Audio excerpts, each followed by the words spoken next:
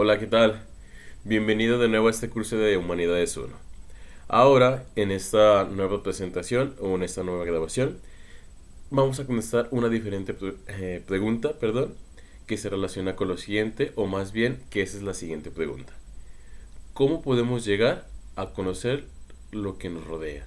¿Te has preguntado alguna vez? Ya hemos visto, para aclarar antes de darte algunas perspectivas, en algunos temas cómo realmente podemos conocer, y una de los que siempre nos ha parecido nuestro primer punto de vista o nuestro primer punto de partida para conocer son los sentidos. Pero hemos visto en algunos temas que a lo mejor a veces los sentidos carecen de reflexión, en este caso de análisis, porque lo primero que sentimos, vemos, observamos es lo que tomamos como conocimiento, pero nos hemos dado cuenta que a lo mejor a veces, o la mayoría de las veces, las apariencias engañan.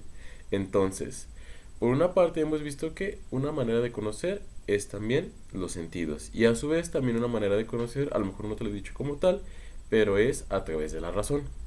¿Ok? Y vamos a ver en este tipo de pregunta los diferentes tipos de conocimiento que tenemos, a su vez cómo los podemos aplicar en nuestra vida diaria, y a su vez esto que nos trae como conocimiento o esto para qué nos serviría en nuestra vida diaria. ¿Vale?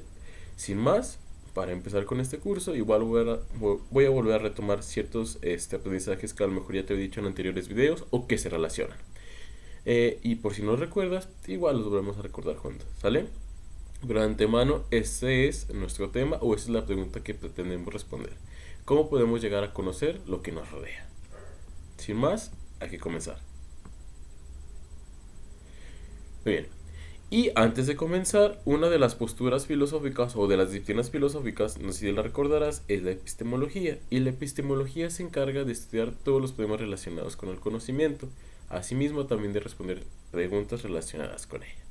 Y esa es una rama de la filosofía que, como lo ves en la parte de abajo de la diapositiva, está dividida por dos vocablos. Una es epísteme y otra es logos. Epísteme significa conocimiento y logos es tratado o estudio. Y en este caso sería un estudio del conocimiento o tratado del conocimiento. Es lo que se encarga la epistemología. A palabras simples es un estudio del conocimiento. ¿Sale? Y en ese sentido, la epistemología, como lo dice aquí, es esencial para entender el problema del conocimiento y cómo los seres humanos pueden tener acceso a la verdad. Como te lo voy a decir, a grandes rasgos es cómo es que podemos llegar a la verdad o cómo es que podemos conocer cuál es el método para acceder al conocimiento.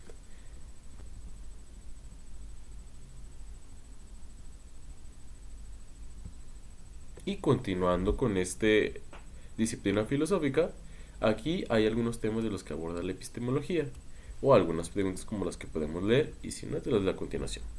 ¿Cómo puedo saber si lo que percibo es real o no? Es decir, ¿cómo saber si me están engañando o no? ¿Es real todo lo que perciben nuestros sentidos? Como a lo mejor hemos visto en algunas ocasiones, puede ser que sí, puede ser que no. ¿Y cómo saberlo si realmente estamos frente a un caso de verdad y frente a un caso de que no es verdad? Eso es lo que también aborda la epistemología. ¿Existen objetos que podamos conocer a pesar de que nuestros sentidos no los perciban? Es decir, hay cosas que realmente existen independientemente de que no las veamos. El resto del mundo percibe la realidad igual que yo. Es decir, si lo que yo conozco también es igual, similar o parecido, hasta, hasta qué punto realmente, en este caso, si yo percibo algo de un cierto color, de una cierta tonalidad, también una persona distinta a mí la percibe igual o diferente. Y si lo percibe diferente, entonces, ¿cuál es el real? ¿El que yo pienso? Más bien el que yo percibo o el que la otra persona percibe. Los hombres antiguos percibían la realidad igual que el hombre contemporáneo, es decir, los que antes estudiaban al mundo o que se dedicaron a problemáticas relacionadas con el conocimiento. ¿Son los mismos? Bueno, más bien, ¿es el mismo conocimiento el que ahora nosotros realizamos? ¿O, o es diferente o es distinto? O volvemos a lo mismo, ¿cuál es el válido? ¿Ok? No vamos a ver todo ese tipo de preguntas, pero lo que quiero llegar con esto es que te des cuenta o te des un panorama general de lo que realmente estudia la epistemología, que son estas que aborda problemáticas epistemológicas, es decir, problemáticas del conocimiento o que se relacionan con ciertos inconvenientes que en algún momento nos pueden haber abordado o pudimos haber elaborado en nuestras mentes sobre el conocimiento. Y es lo que se encarga la epistemología, que es decir, aborda o estudia el conocimiento en diferentes tipos de preguntas. Y para empezar, en este caso, la epistemología nos propone que hay tres elementos para que se dé el conocimiento hoy en día. Uno es el sujeto cognoscente, es decir, una persona que pueda conocer. A su vez, también para que una persona pueda conocer, pues necesita de un objeto conocido, es decir, un objeto que sea exterior a él, que no esté dentro de él, sino que realmente esté afuera, en el exterior. Y a su vez que este objeto se pueda conocer. Y una vez que el sujeto cognoscente se da cuenta que hay un objeto que lo está afectando, que lo está estimulando, que se puede notar por sus características, esto da a que realmente el sujeto cognoscente se adentra o más bien experimenta algunas características del objeto, por decir su color, su tamaño, su olor, si es que tiene olor, el tocarlo como es, si es suave, si es rugoso, y a su vez otros tipos de características que a lo mejor no se notan, pero estudiándolo más a fondo nos podemos dar cuenta. ¿Sale? Como mejor cómo es que se creó o por qué se crea de esta manera y no de tal manera, cómo se llama, cuál es su nombre. Ese tipo de cuestiones es una vez que nos damos cuenta que hay un objeto cognoscible, es decir, que se pueden conocer tantas características que podemos observar por nuestros sentidos o por aquellas que realmente no se dan al principio por nuestros sentidos, sino que necesita de un análisis más detallado. Esto a su vez, cuando nos centramos en el conocimiento de un objeto, por lo tanto se forma una idea, es decir, tomamos la información de ese objeto y una vez que se nos pregunta por ese objeto, en nuestra mente se forma una imagen de a partir de lo que vimos con nuestros sentidos y a partir de eso empezamos a dar una explicación de cómo es y cómo nosotros lo notamos. Es decir, cuando alguien nos pregunta, ¿qué es un árbol? Y entonces recuerdas la primera vez o la vez que viste un árbol y empiezas a decir, pues mira, un árbol contiene hojas, contiene manzanas, tiene un tallo, es café, es grande, es frondoso y tiene raíces. ¿Por qué? Porque nos formamos una idea a partir de un cierto objeto que nosotros vimos y que nosotros estudiamos. ¿Sale? Entonces, dentro del conocimiento actual, nos dice que hay tres elementos, es decir, el sujeto cognoscente, que es decir, un sujeto que puede conocer, el objeto conocible, es decir, algo exterior a mí, que a su vez estimula para que estimula quiere decir que realmente nos causa una cierta reacción y que esa reacción viene exterior a nosotros, que no sintamos por sí misma, sino que otro objeto, también puede ser una persona o objeto o animal, que nos está diciendo que está ahí y lo notamos por sus características. Y a su vez, una vez que nos relacionamos entre sujeto cognoscente y objeto cognoscible, a partir de ahí podemos formar una idea de ese objeto, animal o cosa. ¿Sale? Y a partir de ahí podemos dar una explicación de cómo nos percibimos, de cómo lo percibimos nosotros y qué es lo que conocemos. ¿Ok? Porque recuerda, a lo mejor otra persona lo puede hacer de distinta manera. Es por ejemplo cuando te dicen, dibuja un carro. Y esto a su vez, a lo mejor tú dibujas un carro rojo, otros de tus amigos dibujan un carro gris, o a lo mejor tus compañeros no hacen el mismo dibujo cuadrado de un carro, sino que lo hace volado, lo hace más largo. Cada uno, dependiendo cómo nos relacionamos con el objeto, o sus vivencias de vida, o cómo lo haya captado, podemos generarnos una idea distinta de cómo pueden ser las cosas. La problemática vuelve ahí, y es una de las preguntas que también vimos que aborda la epistemología. ¿Cómo saber cuáles puede ser el real? ¿Son todos los reales o realmente solo puede haber uno real? Y es lo que vamos a ver a continuación o lo que tratamos de responder en esta temática. ¿Sale? Pero antemano recuerda que para el conocimiento hay tres cosas indispensables o realmente el conocimiento se da a partir de tres elementos, que es el sujeto cognoscente, objeto conocible y en este caso la idea. ¿Sale? Posteriormente, dentro de este tipo de, o más bien dentro de la epistemología y a su vez que estudia relaciones en torno al conocimiento, nos dice que hay varias metodologías para obtener el conocimiento. Y en este caso te voy a hablar de dos. Una va a ser el racionalismo, que está aquí, es el que voy a explicar ahorita. Y posteriormente está el empirismo. Nos dice el racionalismo, nos dice lo siguiente. es una postura epistemológica que sostiene que la razón es una fuente fundamental de conocimiento y que ésta puede llegar a conocimientos universales y necesarios que van más allá de lo que puede proporcionar los sentidos. Los racionalistas creen que la verdad se puede descubrir mediante el uso de la razón y la intuición, y que los sentidos pueden ser engañosos y no confiables en la búsqueda del conocimiento. Y en otras palabras, se valora la capacidad de la mente humana. Es decir, los racionalistas se dieron cuenta que en algunas ocasiones, o si no la mayoría del tiempo, los sentidos nos engañan. Y esto te puede haber pasado cuando a lo mejor a lo lejos ves un cierto objeto que tiene una cierta simetría, por decir cuadrado. Y te acercas y ves que es todo lo contrario, que realmente no era cuadrado. O un objeto más simple. Cuando subes un cerro o una montaña o un pequeño relieve, desde tu posición las cosas se ven diminutas, muy pequeñas, como si fueran carritos de juguete o como bloques que tú estuvieras armando cuando eras pequeño. Pero una vez que bajas, te das cuenta que no, que realmente las cosas tienen un tamaño distinto a lo como tú las notabas. O cuando estás ya dentro de tu ciudad o tu comunidad y ves a lo lejos, donde estabas antes, a la montaña, al cerro, lo ves diminuto.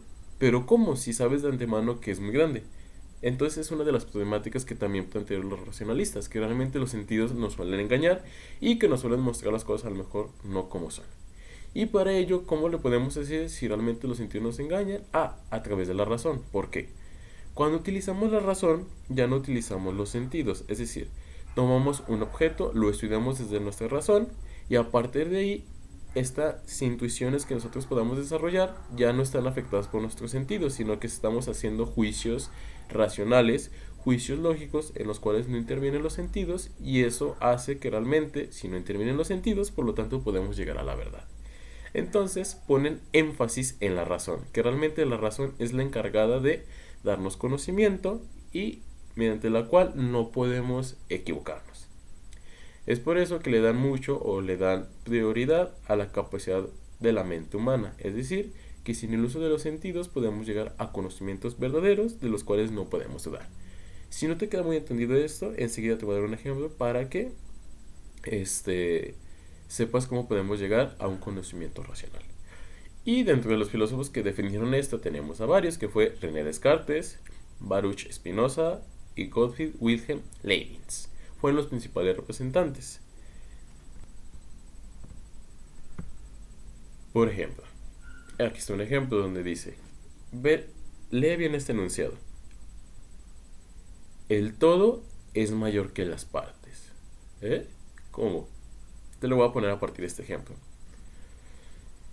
Ve el estadio. El estadio es el todo. ¿Ok? El todo, digamos, es un objeto. Y este objeto puede tener cierto tipo de partes, como por ejemplo una butaca donde tú te sientes a admirar el espectáculo del fútbol. Entonces, hagamos esto. ¿Qué es mayor? ¿El estadio? O sea, ¿qué es mayor en cuanto a lo físico, en cuanto a cantidad? Y en cuanto a magnitud. ¿Qué es más grande? ¿Qué es más grande? ¿El estadio o la butaca? Apelando a nuestro juicio, realmente es más grande el estadio, porque el estadio pues tiene más dimensión, tiene una cierta estructura, tiene ciertas medidas que rebasan por mucho a una pequeña butaca que pueda tener dentro del estadio. Entonces el enunciado que nos quiere decir es que realmente un objeto en toda su extensión o en todos sus elementos es mucho más grande que un elemento que pueda contener un cierto objeto. O, por ejemplo, si no queda muy claro esto, te lo puedo decir con una parte de tu cuerpo. Por ejemplo, ¿qué es más grande? ¿Un dedo? Por decir, cualquiera de tu mano que tengas, o todo tu cuerpo.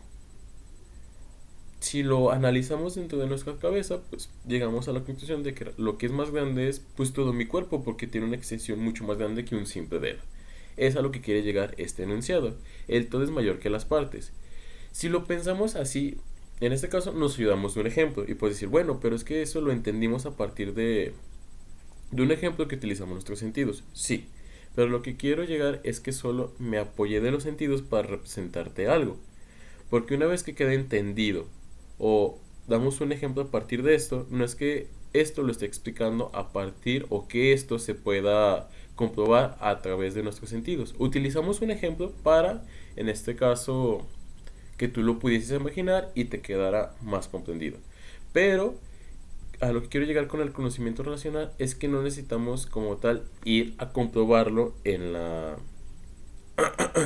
como tal comprobarlo en la realidad para decir que es cierto, porque con solo leerlo y analizarlo en nuestra mente, una vez que quede entendido la palabra todo y partes, con eso podemos darnos cuenta y sin hacer uso de los sentidos, así comprobarlo como tal o experimentarlo, que este enunciado tiene verdad. O un ejemplo más simple para que te quede más claro. Un hombre soltero es un hombre no casado.